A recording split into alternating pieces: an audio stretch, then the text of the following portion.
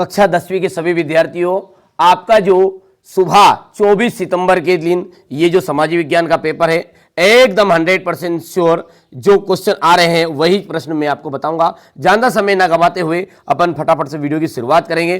पर मैंने मैथ्स में आपको देख लीजिए 2 तरह के पेपर प्रोवाइड कराए थे, कुछ इस तरह के और एक ये है। दोनों में से पूरा आया। बहुत सारे बच्चों के कॉल आए कि सर पूरे का पूरा पेपर आपने जो बताया था वही आया है।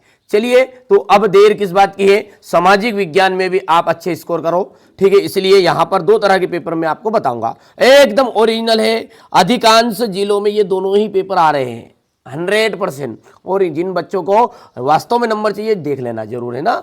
भारत में सर्वाधिक साक्षरता वाला राज्य है, देखिए केरल एकदम राइट आंसर रहेगा। इनमें से कौन सी रबी की फसल है, इनमें से कौन सी रबी की फसल है। देखो बेटा, रबी की फसल का मतलब समझते हो, जो ठंड में बोई जाती है। और ठंड में कौन सी फसल बोते हैं, चना बोते हैं कि कपास बोते हैं, क्या बोते हैं मेरे बच्चों, ठीक है। तो आप खुद बताओगे कि हम चना बोते हैं ठंड में, ठीक है। प्राथमिक क्षेत्र की गतिविधि है, प्राथमिक क्षेत्र की गतिविधियां है। अच्छा, गन्ने से शक्कर बनाना जो है ना, ये आपका द्वितीय क्षेत्र के अंतर्गत आएगा। क्योंकि ये जो कंपनी का काम है ना, ये कंपनी का काम आपका किस में आता है, थोड़ा समझो ताकि आपको वार्षिक में भी अच्छे नंबर मिले ना। ये कौन सा क्षेत्र है, द्वितीय क्षेत्र है।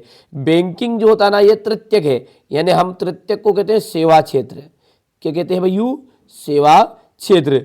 मकान का निर्माण भी आपका द्वितीय क्षेत्र के अंतर्गत आएगा। और मछली जो पकड़ना है, जो अपना खेती बाड़ी से संबंधित है, कृषि काम, कृषि या फिर अपन बोल सकते हैं प्राकृतिक,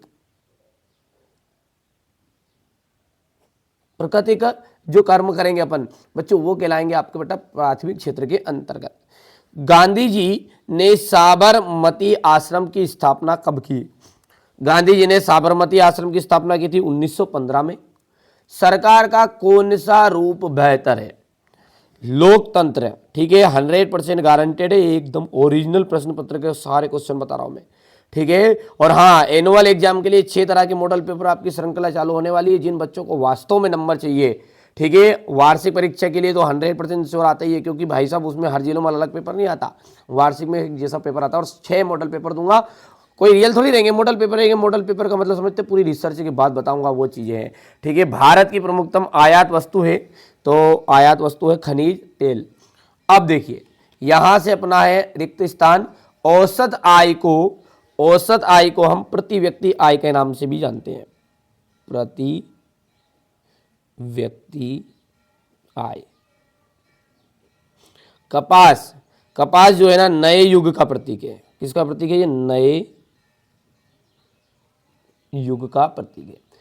भारत में सड़क जाल लगभग, भारत में जो सड़क जाल है वो कितना है लगभग, तो है बटा 56 लाख किलोमीटर।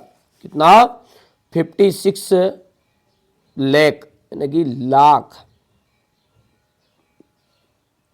भूमिगत जो जल है, देखो वैसे संसाधन जो पुनः उपयोग में लाए जा सकते हैं, तो जो पानी है ना वो फिर से उपयोग में आ जाता है। क्योंकि अपन ने पानी का इस्तेमाल किया, फिर वो धरती पर गया, मतलब पानी अपन ने नहाए धोए, कपड़े धोए, तो या तालाब में पानी इकट्ठा हुआ, वापस वाष्प बन के ऊपर गया, खेतों में फेरा पानी तो वो भी वाष्प बन के ऊपर गया, फिर से वापस बारिश में वापस नीचे आ जाएगा। तो जो भूमिगत जल है वो भी क्या है, एक तरह का नवीकरणीय साधन का उदाहरण है। तो यहाँ पर इसका आंसर हो जाएगा नवीकरणीय, नवीकरणीय। देखो बच्चों, है ना, पेपर को याद भी करने के साथ साथ अपने को अच्छे से समझना भी है, ताकि वार्षिक परीक्षा में इसमें से क्वेश्चन आएंगे, ठीक है। बेल्जियम जो है यूरोप का एक छोटा सा देश है। बेल्जियम क्या है, यूरोप का एक छोटा सा देश है। 3/4 धरातल, 3/4 धरातल जो है जल से ढका हुआ है। चाय का हो जाएगा असम।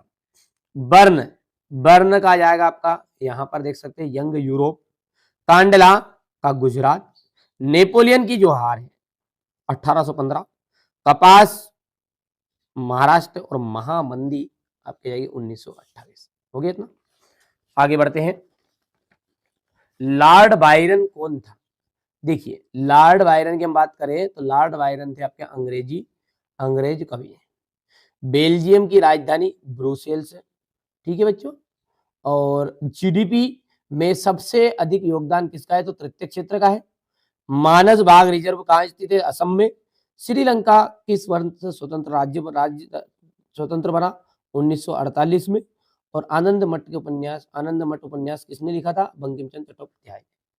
अब आगे की हम बात करें मेरे बच्चों, तो यहां से आप देख सकते हैं, ये ध्यान से सत्य औसत आय को हम राष्ट्रीय आय नहीं कहते, प्रति व्यक्ति आय कहते हैं, है ना।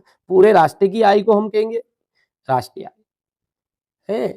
हाँ, 1913 से 1918 के बीच कीमतें अधिक रह गई थी, गलत बात है। सेवा क्षेत्र अर्थव्यवस्था का तृतीय क्षेत्र होता है, सत्य है। सार्वजनिक क्षेत्र के उद्योग रिलायंस और टिस्को है, यह असत्य होगा। किसी अर्थव्यवस्था को 4 क्षेत्रों में बांटा जा सकता है, सत्य रहेगा। कृषि तथा उद्योग एक दूसरे के पूरक होते हैं, ये भी आपका राइट रहने वाला है। ठीक है। अब क्वेश्चन नंबर 6 से आप देख सकते हैं, बच्चों करके जाना जरूर जरूर जरूर। ठीक है, मैंने एक तरह का पेपर और बताया है, प्लेलिस्ट को चेकआउट कर लेना, खाली 2 देखने शुरुआत के, कितने वीडियो देखने? 2, बस आपका काम हो जाएगा, है ना। पंचांग से क्या से वेलम क्या है? गुटेनबर्ग कौन था? मुद्रण क्रांति में इसका योगदान क्या है? 3 राज्यों के नाम बताइए जहां काली मृदा पाई जाती है। भारत में उगाई जाने वाली मुख्य रेशेदार फसलें कौन कौन सी है? रबी और खरीफ की फसलों के नाम बताइए। प्राथमिक द्वितीय क्षेत्र के एक उदाहरण देने हैं। सेवा क्षेत्र क्या है? जूट को सुनहरा रेशा क्यों कहा गया है?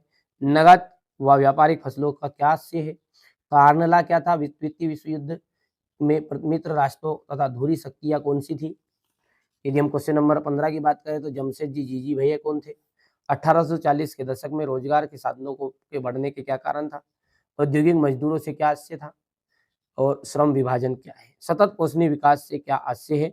जलोढ़ एवं काली मिट्टी में अंतर, जैव विविधता, ठीक है, क्या है, यहाँ मानव जीवन के लिए क्यों महत्वपूर्ण है? और एटीएम वार्षिक के लिए बहुत ही ज्यादा इंपॉर्टेंट है ये एटीएम वाला, एकात्मक दोष वाला। ठीक है, भारत के लोगों ने रोलेट एक्ट का विरोध क्यों किया? ये ठीक है, मैं सारी चीजें बताऊंगा, डरने की जरूरत नहीं है। जलियांवाला बाग हत्याकांड, ठीक है भैया। तो ये सारी चीजें, अब मैंने शुरुआत में भी कहा है कि एनुअल एग्जाम के लिए अपन कितने सेट देखने वाले मेरे बच्चों? 6 सेट देखने वाले हैं। कितने सेट? 6 सेट। जरूर जरूर चैनल के साथ जुड़ जाएगा, क्योंकि ये अंतिम पेपर, इसके बाद में अपन 1 अक्टूबर से अपनी तैयारी शुरू हो जाएगी उसके लिए। ठीक है, चैनल पर जुड़े रहिएगा। उससे पहले भी यदि आप डिमांड करोगे तो शुरुआत कर देंगे, कोई दिक्कत नहीं है। 1-2 दिन आराम कर लो, 2 दिन बाद देखो। अपने को मेहनत तो करनी है, 10वीं की परीक्षा अच्छे से टॉप करनी है, तो मेहनत करना पड़ेगा, है ना। चलिए, तो